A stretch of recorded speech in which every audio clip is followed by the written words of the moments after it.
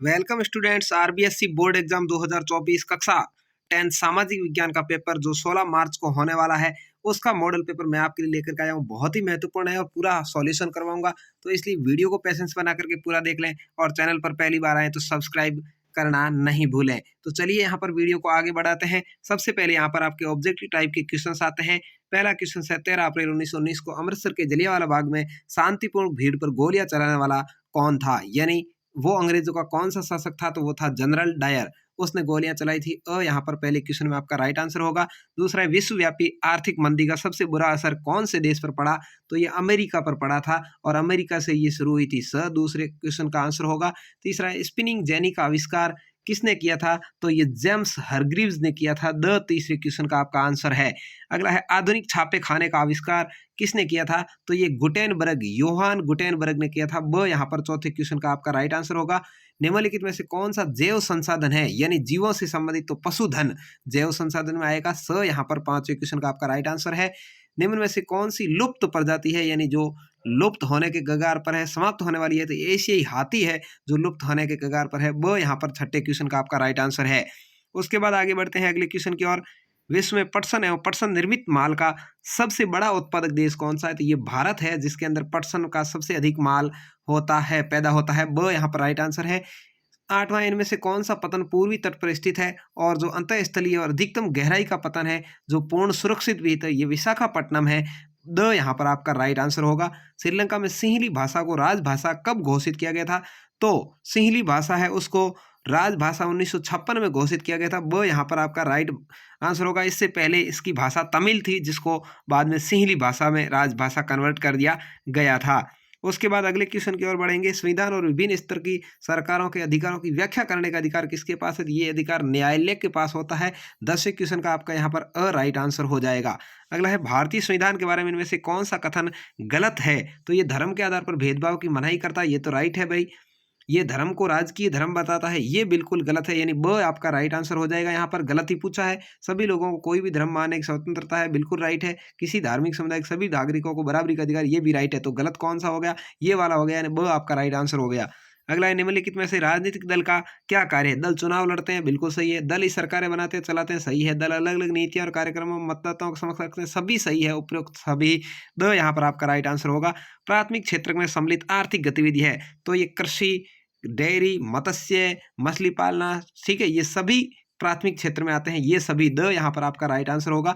ऋण के औपचारिक स्रोतों में सम्मिलित नहीं है, यानी औपचारिक स्रोत कौन सा नहीं है? तो ये नियोक्ता औपचारिक स्रोत नहीं है। औपचारिक स्रोत वो होते हैं जो सरकार द्वारा या सहकारी बैंकों द्वारा चलाए जाते हैं। तो बैंक और सहकारी समिति ये तो औपचारिक है, इसने नहीं पूछा है, तो यहाँ पर आपका राइट आंसर हो जाएगा। अगला है वैश्वीकरण ने जीवन स्तर के सुधार में क्या सहायता पहुंचाई है? तो वैश्वीकरण ने किसकी सहायता पहुंचाई? तो यहाँ पर इसका सही आंसर होगा सभी लोगों के। किसके भाई? सभी लोगों के लिए ये सहायता पहुंची है। यहाँ पर राइट आंसर है। तो इस तरह से ये आपके ऑब्जेक्टिव टाइप के 15 क्वेश्चन आएंगे। उसके बाद रिक्त स्थानों की पूर्ति के क्वेश्चन आते हैं।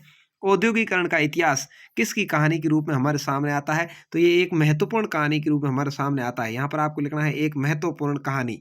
क्या लिखना है? एक महत्वपूर्ण कहानी। अगला है चीनी बौद्ध प्रचारक कौन सी ईस्वी के आसपास छपाई की तकनीक लेकर जापान आए थे? तो ये 768 से 770 के आसपास आए थे। ठीक है, तो आपको ये लिख देना है।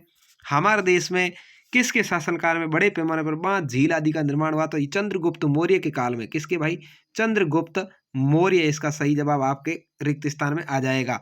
अगला पूछा है राजनीतिक दल देश के किसके निर्माण में निर्णायक भूमिका निभाते हैं? तो ये नीति निर्माण यानी नियम के निर्धारण में मुख्य भूमिका निभाते हैं। अगला है कौन सी व्यवस्था में शासन की अंतिम शक्ति जनता के हाथ में होती है? तो लोकतांत्रिक।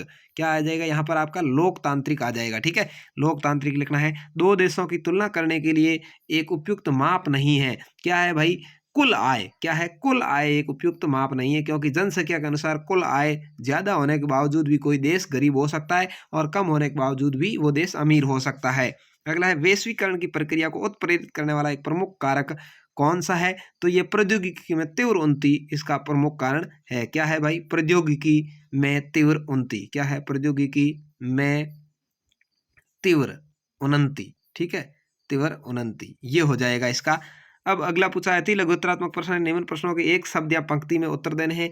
पिकेटिंग क्या है? तो पिकेटिंग धरने को कहते हैं। किसको कहते हैं? धरना।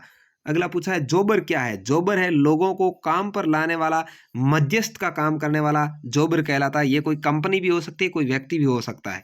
18वीं शताब्दी में सूती कपड़ा मिल की रूपरेखा किसने प्रस्तुत की थी, तो ये किसने की थी भाई, रिचर्ड आर्कराइट ने। रिचर्ड आर्कराइट ने ये व्यूहरचना प्रस्तुत की थी। अगला पूछा है यहाँ पर विश्व की बेहतरीन वन्य जीव परियोजना में से एक परियोजना का नाम बताना है, तो बाघ परियोजना इसका एक उदाहरण है। जल प्रदूषण से मानव पर क्या प्रभाव पड़ते हैं। जल प्रदूषण से जो जल प्रदूषित होगा तो बहुत सारी बीमारियां मनुष्य के शरीर में हो जाती है।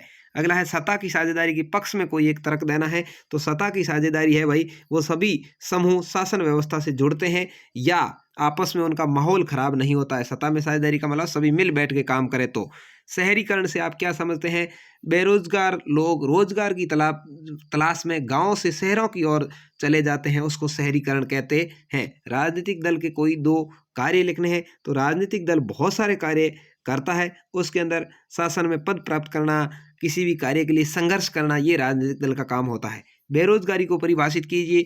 बेरोजगारी किसको कहते हैं, आप सभी को पता होगा, योग्य और उपलब्ध व्यक्ति की वह अवस्था जिसमें चाहने पर भी उसे काम नहीं मिले, बेरोजगारी कहलाती है। यानी वो काम करने का इच्छुक है लेकिन फिर भी उसको काम नहीं मिलता, उसको बेरोजगारी कहते हैं। बहुराष्ट्रीय कंपनियों द्वारा किया गया निवेश क्या कहलाता है, तो ये विदेशी निवेश कहलाता है। बहुराष्ट्रीय कंपनियां होती है वो एक से ज़्यादा देशों में काम करती है, इसलिए इस निवेश को विदेशी निवेश कहेंगे। तो इस तरह से ये आपके छोटे छोटे ऑब्जेक्टिव टाइप क्वेश्चंस आते हैं जिसका आंसर मैंने बताया, एक पंक्ति वाले बताया, रिक्त स्थान वाले बताया। अब यहाँ पर खंड ब है जिसमें थोड़े बड़े क्वेश्चन है, ये आप देख लीजिए, बहुत ही मोस्ट है, इनको पढ़ लीजिएगा, यही आपकी परीक्षा में आने वाला है। रोलेट एक्ट, सापे खाने का आविष्कार, नए संसाधनों के संरक्षण, ये पूरा पेपर मैं आपको दिखा देता हूँ। यही पेपर हुब टू हुब आपके 16 मार्च को छपने वाला है, तो जरूर इसको देख लीजिए और इसकी तैयारी करके अपने बेस को मजबूत कीजिए, जिससे कि आप अच्छे से अच्छे नंबर प्राप्त कर सकें और पूरे में से पूरे नंबर प्राप्त कर सकें। धन्यवाद। जय हिंद, वंदे मातरम। मिलेंगे नए